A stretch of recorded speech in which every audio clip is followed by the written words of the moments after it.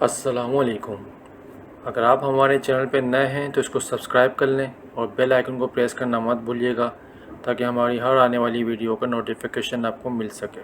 رات کا پچھلا پہر شروع ہو چکا تھا، ہر طرف سناٹے اور اندھیرے کا راز تھا۔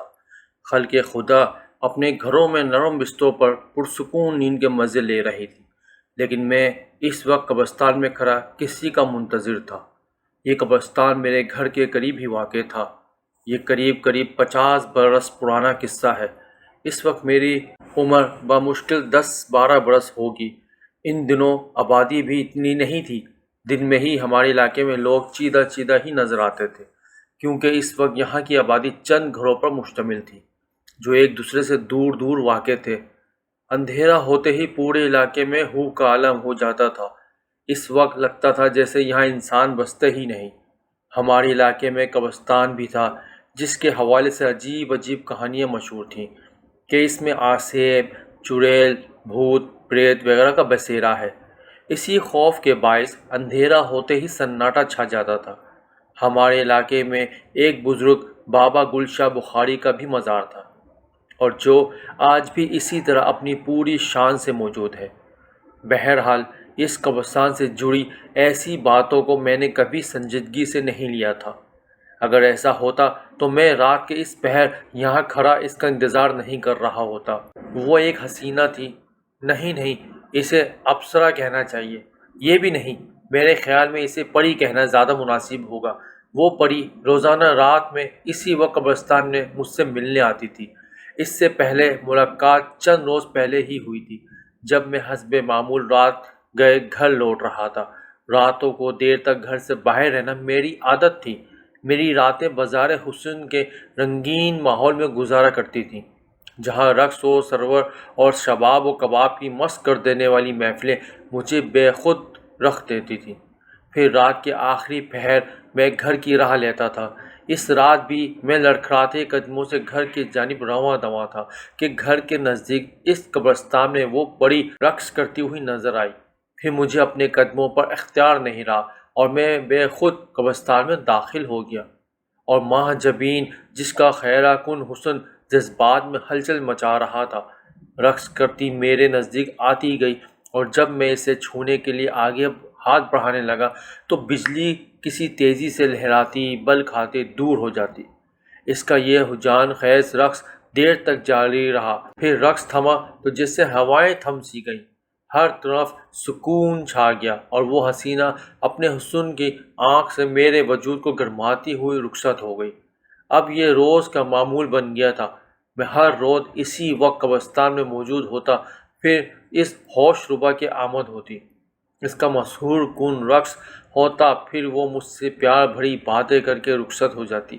اس وقت بھی میں اسی کا ہی انتظار کر رہا تھا کہ یکا یک ہواؤں میں تیزی آ گئی، ماحول میں زلزلہ سا آ گیا، مگر میں پرسکون انداز میں کھڑا رہا کہ یہ اس پری کے آنے کی اطلاع تھی۔ اس کی آمد پر اسی کی طرح پہنچال سا آ جاتا تھا، پھر ہواؤں میں اس کے تصور بننا شروع ہوتے اور لمحوں میں وہ سراپا مجسم سامنے کھڑی تھی۔ آج وہ پہلے سے کہیں زیادہ حسین لگ رہی تھی۔ اس کے باوجود اس کے وجود سے ہر طرف مہک اٹھ رہی تھی، اور یہ مہک میرے رگ و پے میں سما رہی تھی۔ اس کے لبوں پر دل آویز مسکراہٹ کھیل رہی تھی۔ اس نے مجھے قاتل نظروں سے دیکھتے ہوئے کہا، شاید میرے پیچھے پیچھے آؤ، اور کسی بھی چیز سے نہیں گھبرانے کی ضرورت۔ اچھا، یہ یاد رکھنا۔ یہ کہہ کر اس نے دائیں طرف چلنا شروع کر دیا، اور میں کسی معمول کی طرح کچھ کہے بغیر آہستہ آہستہ اس کے پیچھے چل پڑا۔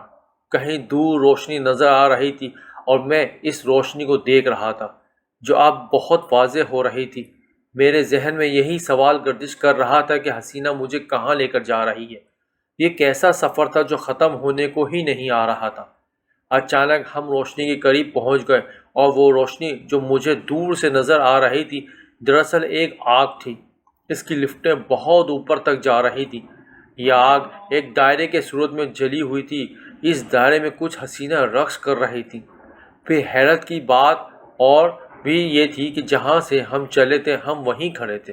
آگ کے قریب پہنچتے ہی حسینہ نے مجھے پکڑا اور مسکراتی ہوئی اس دائرے میں داخل ہو گئی۔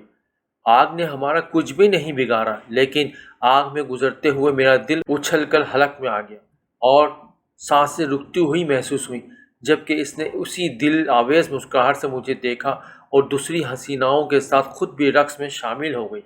اور میں گھبراہٹ سے ہی سوچ رہا تھا کہ دیکھیں اب آگے کیا ہونے والا ہے۔ دماغ میں مختلف سوچیں گردش کر رہی تھیں۔ ابھی یہ سب سوچ ہی رہا تھا کہ حسینہ ایک تھالی میں عجیب سی مشروبوں کی بوتل اور گلاس رکھے سامنے کھڑی تھی۔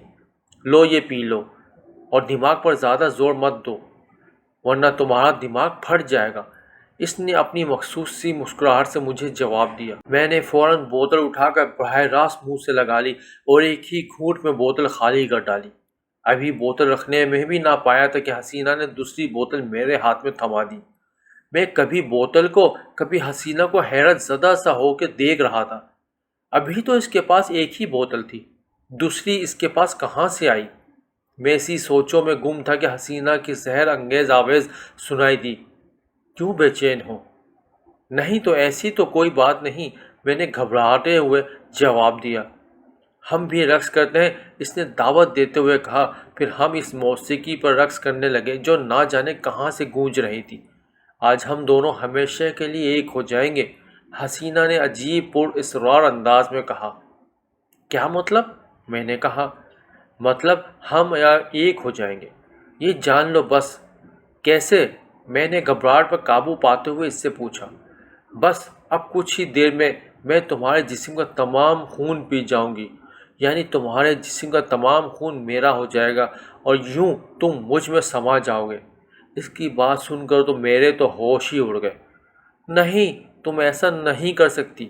مجھے خود اپنے الفاظ کھوکھلے لگنے لگے تھے۔ آؤ میرے قریب آؤ، اس نے باہیں پھیلا دیں اور میں نہ چاہتے ہوئے بھی اس کے قریب ہوتا چلا گیا۔ نہ جانے یہ کون سی طاقت تھی جو مجھے اس کے نزدیک لے کر جا رہی تھی۔ اس کے پاس جاتے ہی حسینہ نے میرا ہاتھ تھاما اور مجھے اس تخت کے پاس لے جانے لگی جو سامنے نظر آ رہا تھا۔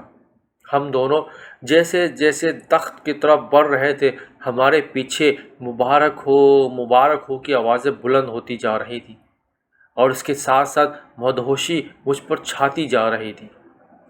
آگ کے شعلے بلند سے بلند تر ہوتے جا رہے تھے۔ اچانک میں بھی بلند آواز کی طرف جانے لگا اور حسینہ قصے سے مجھے پکارنے لگی، اور میں نے نیچے کی طرف دیکھا تو حسینہ بھی ہوا میں اڑتی ہوئی اوپر کی طرف جانے لگی، لیکن آگ کے شعلوں کی حد ختم ہوتے ہی وہ اوندھے منہ زمین پر جا کے رہی، اور دیکھتے ہی دیکھتے وہاں سے وہ تمام منظر اوجھل ہو گیا جو اب سے کچھ دیر پہلے تھا۔ نہ رقص کرتی نازنین تھی، نہ تخت اور نہ آگ کے شعلے، جبکہ میں محفوظ اپنے گھر کی چھت پر پہنچ گیا تھا۔ لیکن یہ سب ہوا کیسے؟ تب مجھے یاد آیا کہ پھولوں کی طرح نازک ہاتھ نے مجھے بالوں سے پکڑا اور اس شیطانی دنیا سے نکال کر یہاں پہنچا دیا۔ میں نے اپنے آپ سے سوال کیا کہ یہ کون تھا؟ میرے دل سے آواز آئی، یہ ایک نیک بزرگ ہستی تھے جنہوں نے تجھے اللہ کے فضل و کرم سے زندہ سلامت یہاں پہنچا دیا۔ یوں میں اس لہو کی پیاسی چڑیل سے ایک بار پھر بچ گیا، نہیں بلکہ خدا کے فضل و کرم سے مجھے بچا لیا گیا۔ اگر آپ کو یہ کہانی ہماری اچھی لگی ہے تو اسے لائک کیجیے گا اور ہمارے چینل کو ضرور سبسکرائب کیجیے گا۔